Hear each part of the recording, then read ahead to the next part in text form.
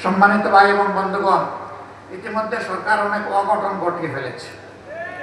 কেন্দ্রীয় ব্যাংকের গভর্নর নিয়োগ, ইসলামী ব্যাংক সহ বিভিন্ন ব্যাংকের দিকে কালো হাত, বিশ্ববিদ্যালয়ের যোগ্য ভিসিদেরকে সরিয়ে দিয়ে দলের একান্ত অনুগত দলের কর্মীদেরকে ভিসি হিসাবে বসায় দেওয়া, জেলা পরিষদের মতো গুরুত্বপূর্ণ জায়গায় নিজেদের দলীয় ক্যাডার এবং নেতাদেরকে প্রশাসক হিসেবে বসিয়ে দেওয়া, এইভাবে একটা দলীয় শাসন, একদলীয় শাসন বাংলাদেশে কায়েম করার চেষ্টা করা হচ্ছে। ইতিহাস ভুলে গেলে হবে না। শেখ মুজিবুর রহমান সাহেব একদলীয় বাকশাল কায়েম করেছিলেন না, অর্ধ বছরও ক্ষমতায় থাকতে পারেননি এরপরে। সুতরাং একদলীয় শাসনে দেশের মানুষ মেনে নেবে না।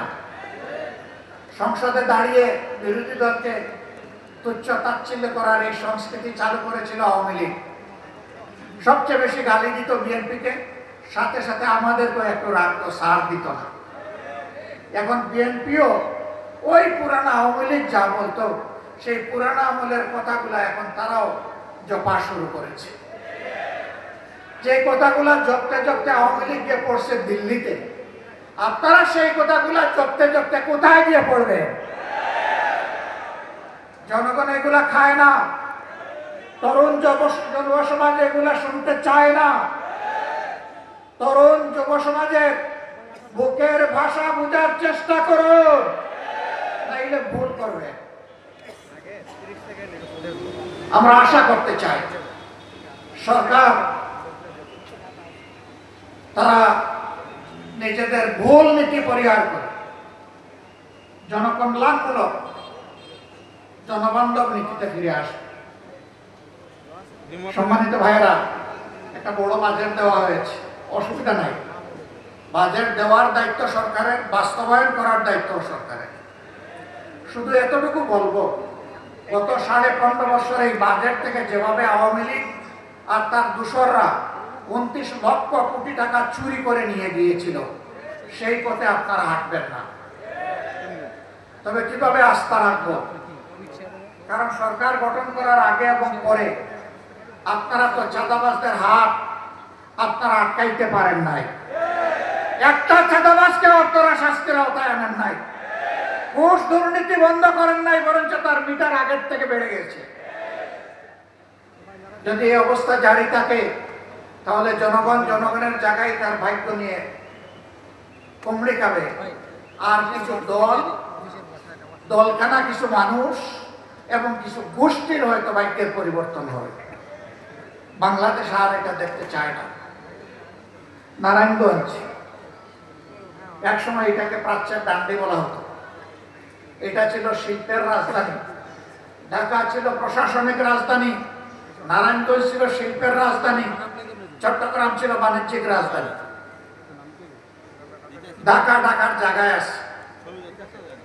নারায়ণগঞ্জ তার গৌরব হারিয়ে ফেলেছে, বরঞ্চ মাঝখানে এটা সন্ত্রাসের রাজধানী হিসাবে পরিচিত হয়েছে। তো কি আপনাদেরই ছেলে, তার হত্যার বিচার কি এই নারায়ণগঞ্জের মানুষ আজ পর্যন্ত পেয়েছে? পায়নি।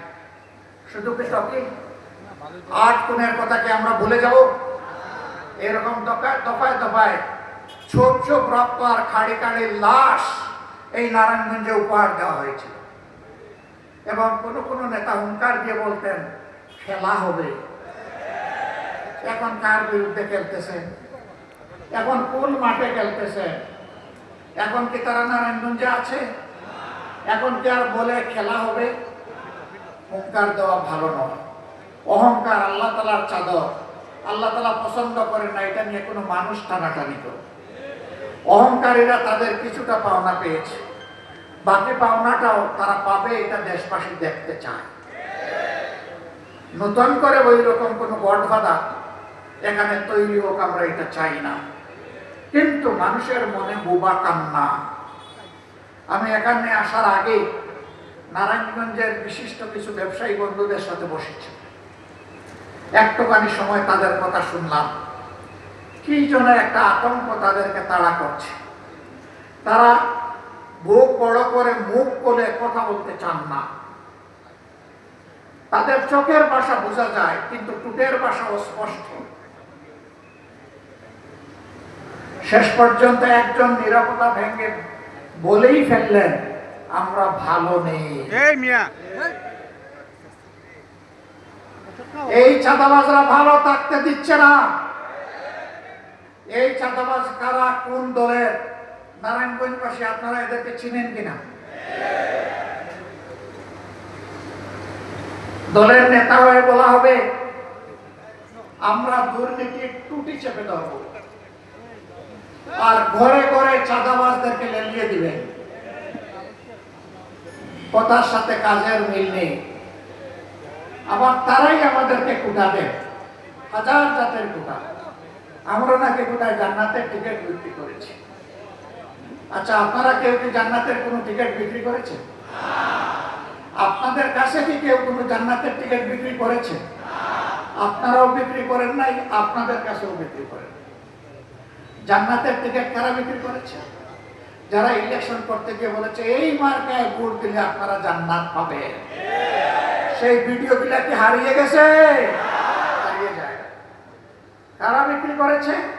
বলেছে অমুক নেতার নাম ডেইলি 100 বার নিলে আপনি জান্নাতে যাবেন। তারা আরেক ধাপ অগ্রসর হয়ে বলেছে আমাদের অমুক নেতার নাম নেওয়ার আগে উজু করা লাগবে। এই কথাগুলি কি আমাদের নেতারা কেউ বলেছেন? কর্মীরা কেউ বলেছেন? আপনারা কেউ বলেছেন? কেউ বলেন। তাহলে বিষয়টা কি? বিষয় হলো চুরের মার বড় গলা।